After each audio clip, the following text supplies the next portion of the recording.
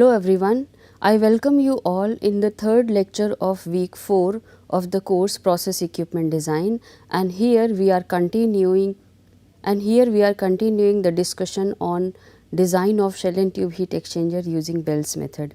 So if you remember the last lecture, there we have started Bell's method, and Bell's method is basically initially considers tube bank which is ideal in case.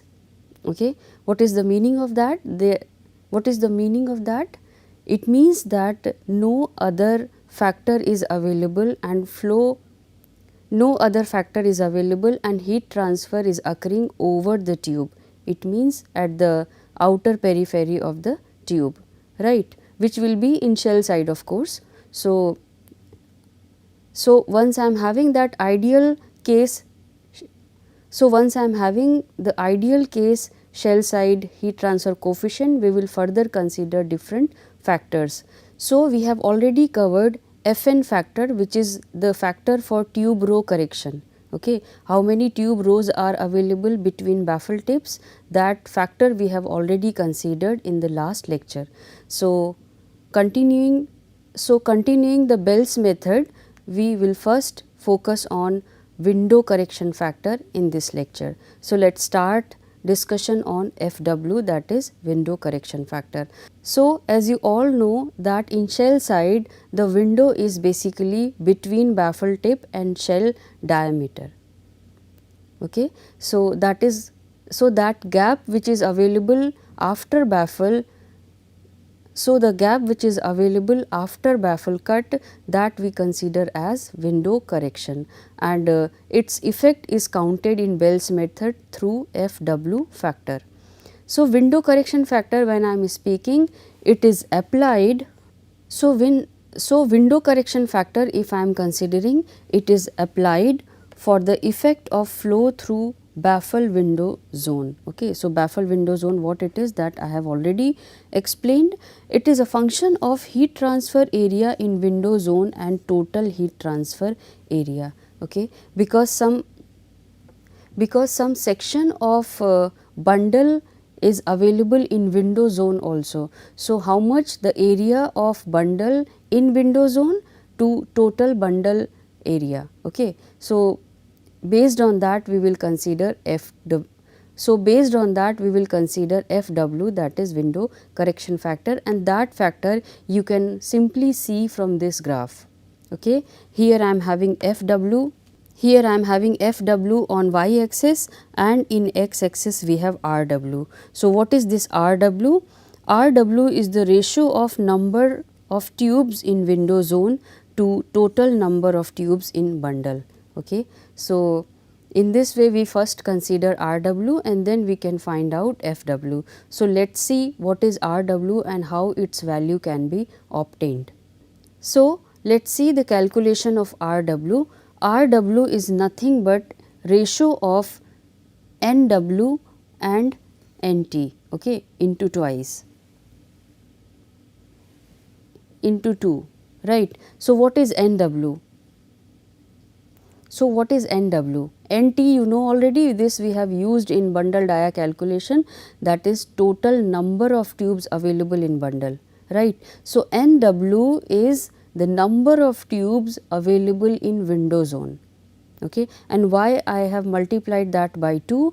Because between two baffle tips, okay, between two baffle tips we have two window zones.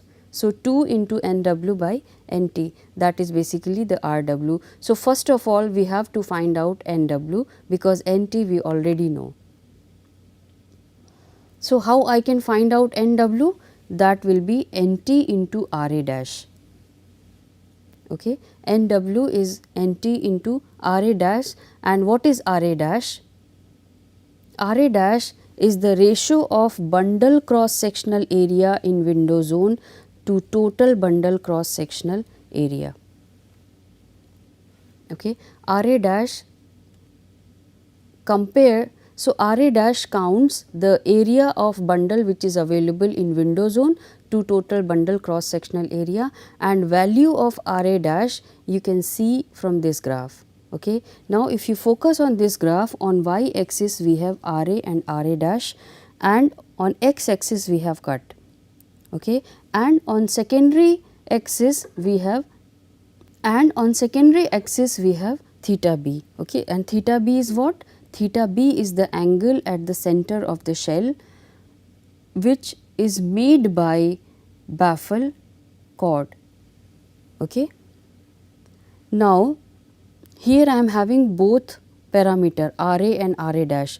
RA dash you require over here, and if you see, if you need to use upper graph, you have to use this arrow as well as this arrow. It means upper graph will give the value of RA and RA dash, and below graph will give the value of theta b according to the cut.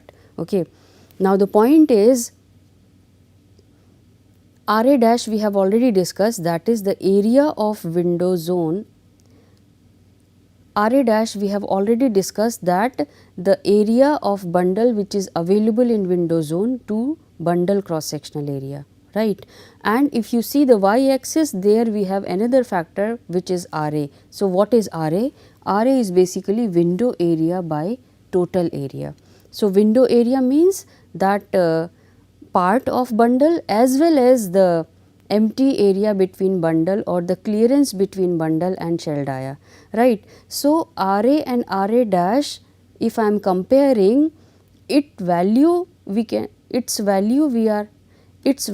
are obtaining from a single graph, but value should be different because one is the part of bundle and another is the part of shell, right. So, how I can differentiate between RA and RA dash? It will depend on what cut I am taking, okay. So, if I am saying that RA dash is the ratio of bundle cross sectional area which is available in window zone to total bundle cross sectional area, it means it is only counting the bundle, fine. However, RA is basically counting the shell, okay. So, to find out RA dash we have to consider the cut, and that cut is basically the bundle cut, okay. How you can find the bundle cut? It is very simple, HB by DB, okay. You have to consider bundle cut as HB by DB, okay, because HB is the section of bundle which is available in window zone, right, that we have already discussed in FN tube row correction factor, okay. So, that you can refer. So, here I am having cut which is basically the bundle cut when I am so here I am having the cut which is bundle cut if I am considering RA dash, and if I am considering RA, the cut is of baffle cut, like you have considered 25%, 35% like that. So, based on different cuts you can use this graph. So, you should keep in mind that RA dash is a function of bundle cut. And what is bundle cut? That I have already explained. RA is basically the function of baffle cut, right. So, based on that you can find out RA dash, and then you can find out NW, and so you can find out RW.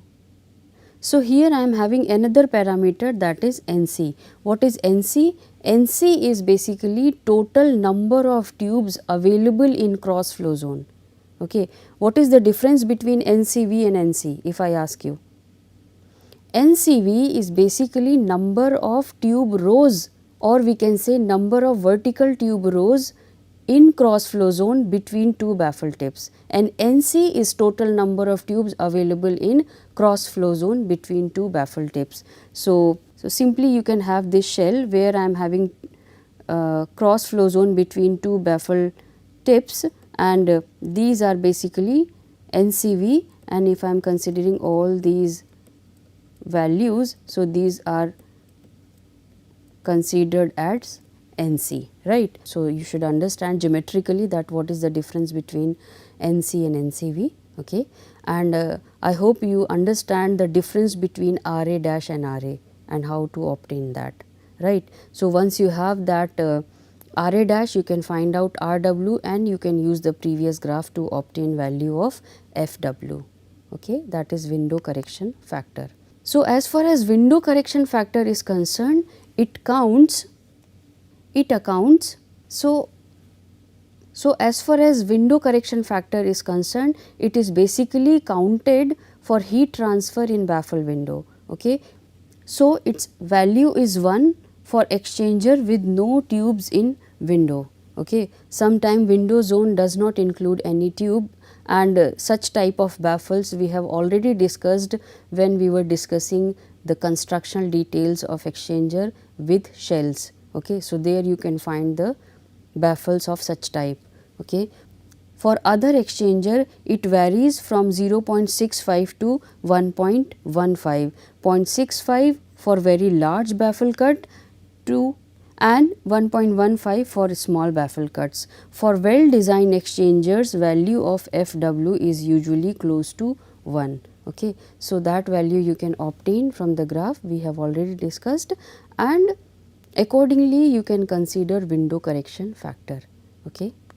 Now, next factor is very important, that is bypass correction factor, okay. Now, here we are considering basically stream C. If you remember different streams we have discussed in last lecture. So, FB basically counts different. So, FB basically counts stream C.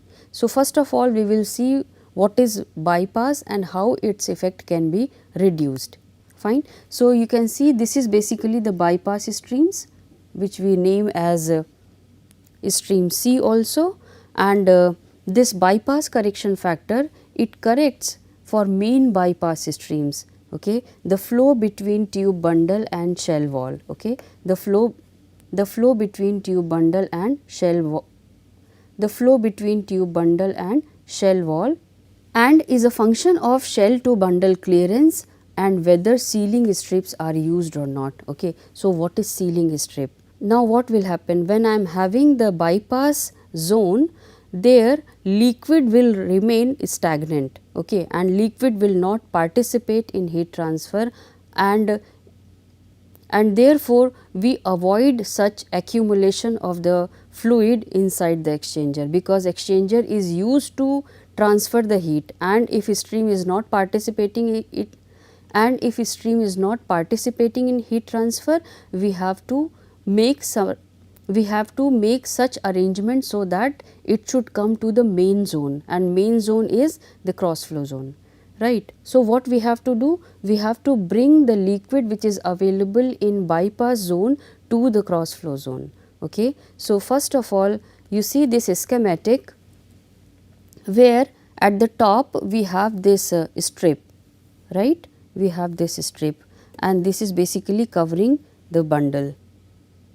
okay. And if this is the shell and this is bundle, this basically covers this gap and distribute liquid from this clearance to main cross flow zone, right. And in this schematic, cross sectional view is shown where you have this bundle and this is the shell, and here I am having the baffle strips, and here I am having the sealing strips. So, sealing strips are nothing but the metal strips which is inserted in baffles to distribute the liquid which is available in bypass zone, okay. In this image you can see the baffle, in this image you can see the sealing strips. This is basically the sealing strips, this is basically the sealing strip, right, this is also a sealing strip. So, sealing strips are basically inserted in the baffle, and this basically reduces this section, okay. If I am not putting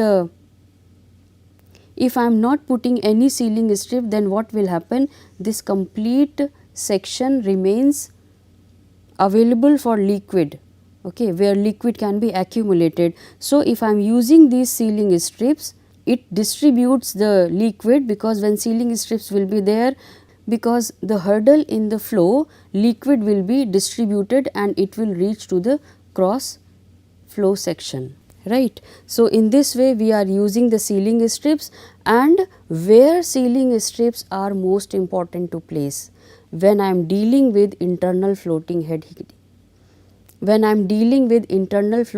heat exchanger, right, because that is the only heat exchanger where clearance is maximum. If you remember the clearance curve, if you remember the clearance graph, right. So, in that case we should definitely use sealing strips. However, first of all we should check that whether sealing strips are required or not. Okay. For that also we have some criteria. So, let us discuss that. So, here I am having the expression to consider bypass correction factor, which is the function of AB and AS, NS and NCV, right, and alpha also. So, all these parameters you can see below. Alpha is basically the factor which is counting the flow. If turbulent flow is the if laminar flow is there, we can have different value of alpha. For turbulent and transition, we have different value of alpha. So, whatever would be the region that you can consider through Reynolds number, you can choose alpha value accordingly. And AB is basically the clearance area between bundle and shell. Okay. So, AB basically counts where stream C will lie. Okay. So, we will calculate that area, then only you can understand the necessity of sealing strip. AS is the maximum area for cross flow, because this is at the bundle equator. So, that is the maximum cross flow area as we have discussed in Kern's method, right. So, this AS you have to take directly from the Kern's method. Okay. Now, why I am considering AB and AS? AB is the area which is available between bundle and shell, right, and fluid or stream C is available there only. Okay. However, cross flow area, why I am taking? Because I am bringing stream C to cross flow area, so that it can participate in heat transfer, right, and should not remain at dead zone. Okay. And NS is basically number of sealing strips which will depend on the clearance. Okay. And finally, we have NCV, which is basically the vertical tube row restrictions, okay, that we have already discussed in FN correction factor.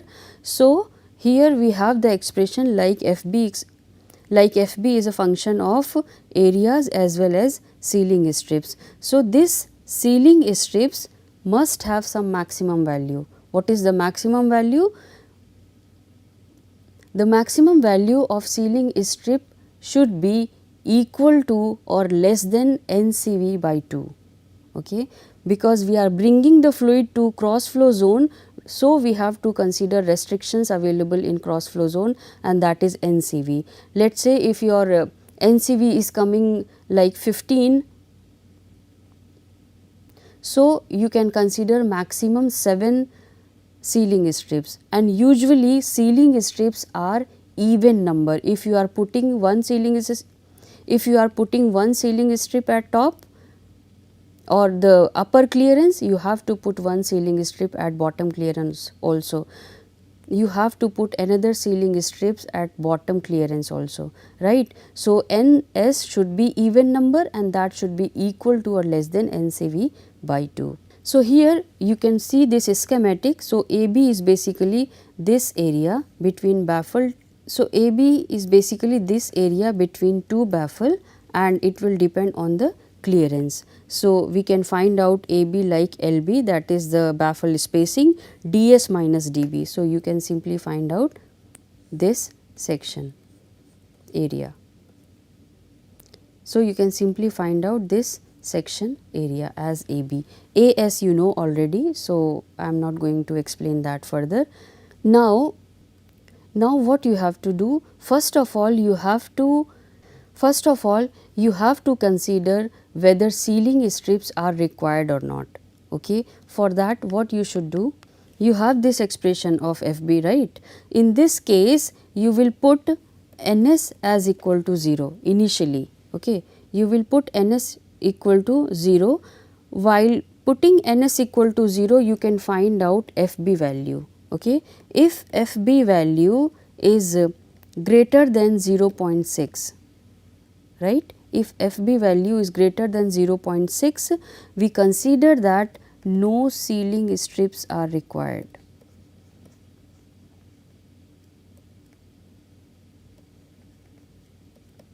right. And at ns equal to 0, if FB value is coming less than 0.6, here we should equate also, and if it is coming less than 0.6, it means sealing strips required.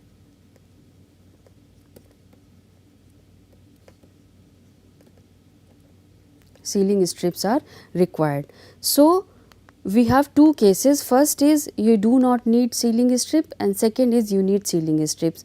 So, if you do not need sealing strips, okay, if sealing strips are not used, you should use this graph to see the value of FB.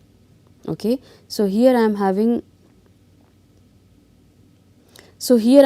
AB by AS. Depending upon the Reynolds number, you can find out FB value from this graph. Okay. Now, what will happen if I need sealing strip? Okay. In that case, you will consider different NS values. Okay. And as I have told you, NS value should be as I have told you that NS value should be even. So, we have to first check with 2 NS stream, 4 NS stream and 6 NS value, right. So, if 2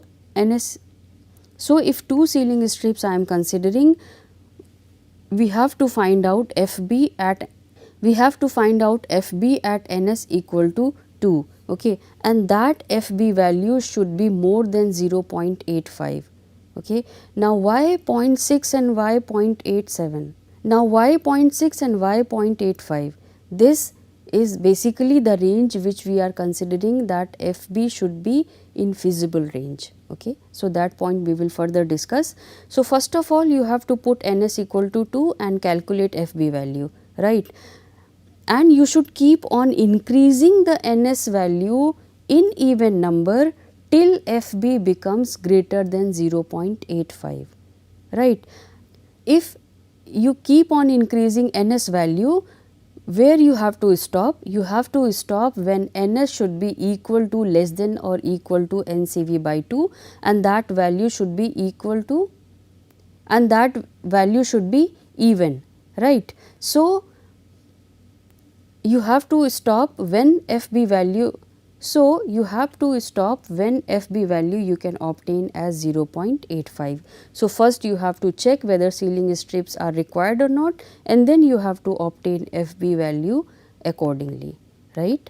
So, here I am having bypass correction factor. So, the bundle bypass streams around the periphery of tube bundle from one baffle window to the next gap between outermost tube and the shell, right.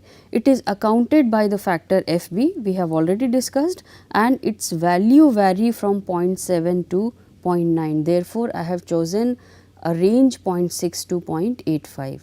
Okay.